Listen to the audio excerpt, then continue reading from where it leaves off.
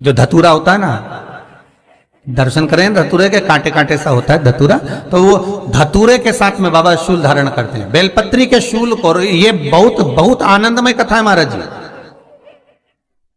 जिसके जीवन में हमेशा कांटे ही मिले हैं, तो बाबा देवाधिदेव महादेव कहते हैं ये 3 घड़ी 3 पल 3 नक्षत्र 3 समय 3 दिन में जो शूल मुझे समर्पित करता है उसके जीवन से मैं शूल हटा देता हूं। वो 3 दिन लिखे स्कंद पुराण महाराज। बैसाख महीने में जो प्रदोष आती है, बैसाख के महीने में बहुत ध्यान से सुनना भाई, जो अपनी जिंदगी से बहुत तंग आ गए हो, परेशान हो गए हो, कष्टमय जीवन जी रहे हो, बहुत दुखी हो गए हो, उनके लिए ये स्कंद पुराण का चरित्र फिर मिले ना मिले आप प्रेम से सुन लो भाव से। पहला, बैसाख महीने की प्रदोष, चाहे वो शनिचरी प्रदोष हो, चाहे रविवार की हो, सोमवार की हो, मंगल की हो, बुधवार की हो, गुरुवार की हो, शुक्रवार की हो, शनिवार की हो, कोई भी वार की हो, पर बैसाख महीने की प्रदोष, प्रदोष काल में शाम का समय सूर्य डूब रहा हो, बस डूबा ही हो, और उस समय पर सूर्य के डूबन के तुरंत बाद बाबा को धतूरे के साथ में बेलपत्री ना चढ़ाते हुए बेलपत्री के वृक्ष के 7 कांटे बाबा के शिवलिंग पर समर्पित करे जाते हैं महाराज, अपनी जिंदगी में अड़चनों को हटाने के लिए। फिर आप जिस व्यापार में उतरे, जिस व्यवसाय में उतरे, जिस नौकरी में उतरे, आप दिल से करें, आपको तरक्की मिलेगी। आप हार नहीं सकते, नीचे नहीं आ सकते, उन्नति पर ही चढ़ेंगे। एक वैशाख मास की प्रदोष, दूसरा शिवरात्रि के दिन मध्याह्न का समय महाराज, जो बड़ी शिवरात्रि होती है माघ की, बड़ी शिवरात्रि के अंतर्गत मध्याह्न का समय, दोपहर के ठीक 12 बजे, चाहे फिर वो कोई भी दिन हो महाराज, शिवरात्रि जिस दिन पड़ रही हो उस दिन भी धतूरे के साथ बाबा को 7 कांटे बेलपत्री के वृक्ष के समर्पित होते हैं महाराज। इसमें आप ये वाले जो कांटे हैं जो शिवरात्रि के दोपहर 12 बजे वाले हैं, अगर कोई मदिरा पीने वाला हो, व्यसन में डूबने वाला हो, कोई जुआ खेलने वाला हो, कोई गलत वैश्यावृत्ति करने वाला, या अपने मार्ग से विचलित कोई व्यक्ति है, उसके लिए भी ये कांटे बहुत काम आते हैं महाराज। दूसरा, पार्वती तेरे द्वारा तेरे नयन अश्रु से जो प्रगटा हुआ बेल का वृक्ष है, द्वितीय शूल मैं वहां धारण करता, तृतीय शूल, तीसरा शूल जो वर्णन करा गया महाराज। भगवान श्रावण के महीने में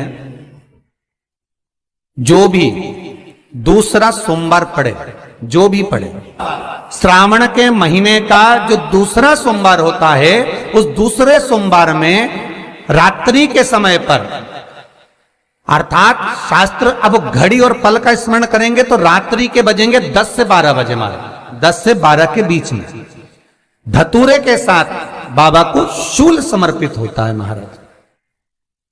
ये भी हमारी बाधाओं को, हमारी तकलीफों को, व्यापार व्यवसाय के लिए, नौकरी सर्विस के लिए, बहुत सारे एग्जाम में आप बैठ लिए, गवर्नमेंट एग्जाम के लिए बैठ लिए, नहीं हो रहा, ये 3 बार मेरे शंकर को बेलपत्री के वृक्ष के शूल समर्पित होते हैं, उसका आनंद पाना और उससे अपने को सुख प्राप्त करना। कि बाबा भोलेनाथ जी के नयन अश्रु से जो प्रकट हुआ वो रुद्राक्ष का पौधा है, माता पार्वती के नयन अश्रु से जो प्रकट हुआ वो बेलपत्री का पौधा है, और उमा और महेश,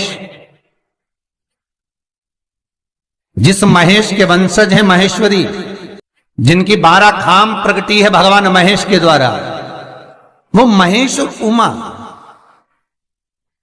उमा और महेश का जो चरित्र है कि उमा और महेश का जब प्रागट्य हुआ, उमा और महेश जब दोनों आनंद में विभोर होकर जब चलते हैं और दोनों के बैठने से तप मुद्रा से जो पौधा उत्पन्न होता है वो शमी का पौधा है, शमी का पौधा। तो एक बात ध्यान रखिए, शिव जी के द्वारा जो निर्मित हुआ उसमें कोई शूल नहीं है, उसमें कोई कांटे नहीं है। पार्वती के द्वारा जो निर्मित हुआ बेलपत्री का पौधा, उसमें कांटे हैं। और पार्वती के मिलन से भी जो उत्पन्न हुआ है शंकर के साथ में, उसमें भी कांटे हैं। शमी के पौधे में भी कांटे, शमी के वृक्ष में भी कांटे। तो पार्वती जी स्कंद पुराण में एक प्रश्न कर रही हैं भोलेनाथ जी से कि प्रभु मुझे ये बताओ कि आपके द्वारा जो निर्मित हुआ उसमें शूलता नहीं है, पर मेरे द्वारा जो निर्मित हुआ उसमें शूल क्यों आया है, उसमें कांटा क्यों आया है? थोड़ा सा माताओं, मेरी जीजियों, आपको थोड़ा बुरा तो लगेगा इस प्रसंग को सुनकर, पर लग जाए, पर आज कथा निकली है तो सुन लो है कि शिवजी जिस रुद्राक्ष को उत्पन्न कर रहे हैं उसमें शूलता नहीं है, पर पार्वती जी जो संग में मिली हैं उसमें भी शूलता है, और पार्वती के द्वारा जो प्रकट हुआ बेलपत्र उसमें भी शूलता है। तो भगवान महादेव बोलते हैं, पार्वती मैं तुझे कुछ कहूं और कहने पर तुझे तेरे हृदय में कोई बात चुभे, शूल लगे तो मुझे ठीक नहीं लगेगा। नहीं नहीं नहीं, आप कहिए प्रभु, मैं सुनने के लिए तैयार हूं, आप तो बोलो कि कारण क्या है।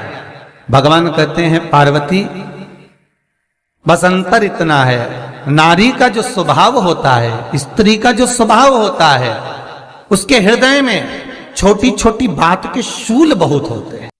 जेठानी ने ये कह दिया, देवरानी ने ये कह दिया, तुम्हारी मम्मी ये बोल दी, तुम्हारे पापा ने ये कह दिया, तुम्हारी बहनों ने ये कह दिया, तुम्हारे भाई ने ये कह दिया, तुम्हारे रिश्तेदार ने ये बोल दिया। ये नारी के भीतर ये शूलता रहती है। तो पार्वती जी बोली कि जितना तप आपने करा उतना तप मैंने करा, और जितनी साधना आपने करी उतनी साधना मैंने करी, और जितना आराधना दिल से आपने करी उतनी आराधना दिल से मैंने करी, फिर इसमें शूलता कहां से आ गई? भगवान शिव बोले, बस पार्वती बात इतनी सी है कि जब मैं आराधना करने बैठता हूं तो मेरी दृष्टि में सम्मुख में कुछ नहीं होता। जब मैं आराधना करने बैठता हूं तो मेरी दृष्टि में, मेरे सम्मुख में कुछ नहीं होता कि कौन ने क्या करा है, कौन ने क्या बोला है, कौन क्या कर रहा है, उससे मुझे मतलब नहीं होता, उससे मुझे कोई मतलब नहीं। पर पार्वती जब तू आराधना करने भी बैठती है ना, तो तेरी चित्त वृत्ति में कहीं ना कहीं किसी ना किसी रूप में कोई शूल आ ही जाता। कई माताओं की आदत देखी साहब, भगवान की सेवा करने बैठी है तो भी भीतर थोड़ा सा शूलता भरी हुई है। महाराज बताओ, इतने सारे भगवान इकट्ठे कर लिए, मैंने बोला था बहू से कि वहां रख लेती है, बताओ इतने सारे यहाँ पर लाकर रख दिए हैं, अब इसकी सेवा करना पड़ रही है, अब ये करना पड़ रहा है। प्रसाद लेने के लिए रसोई घर में गई, भगवान का भोग लगाने के लिए, तो उसमें भी शूलता आ गई। इतने घंटों से मैं सामान ढूंढ रही, फ्रिज में मिल ही नहीं रहा, मैंने रख के गई थी, भगवान जाने कहां चले गए। भगवान को वस्त्र पहना रही है तो शूलता है। अलमारी का ड्रॉज खोला, इसमें मैंने सामान रखा था, ना जाने भगवान का श्रृंगार कहां चले गया, कौन ने हाथ लगाया, फिर शूलता आ गई। भोजन करने बैठे तो शूलता है, कोई कार्य के लिए जा रहे हो तो शूलता है। अर्थात कहीं ना कहीं नारी के जीवन में शूलता बनी हुई है। और पार्वती, जब तुम भजन करो, तप करो, साधना करो, भक्ति करो, उसमें शूलता नहीं होना चाहिए। पार्वती जी ने कहा, भोलेनाथ तो क्या आप मुझे स्वीकार नहीं करेंगे बेलपत्री के रूप में? क्या मुझे स्वीकार नहीं करेंगे शमी पत्र के रूप में? पद्म पुराण, स्कंद पुराण, लिंग पुराण, नर्मदा पुराण और शिव महापुराण, ये सारी पुराणे वर्णन करती है। पार्वती जी का खंड आनंद वर्षत कर रहा है, वर्णन कर रहा है। पार्वती खंड वर्णन कर रहा है, सती खंड वर्णन कर रहा है, उमा संहिता वर्णन कर रही है। क्या आप मेरा ये बेलपत्र का स्वरूप आप धारण नहीं करेंगे? इसमें शूलता, इसलिए भगवान कहते हैं नहीं नहीं, धारण तो करूंगा पर शूल धारण नहीं करूंगा, मैं शूल धारण नहीं करूंगा।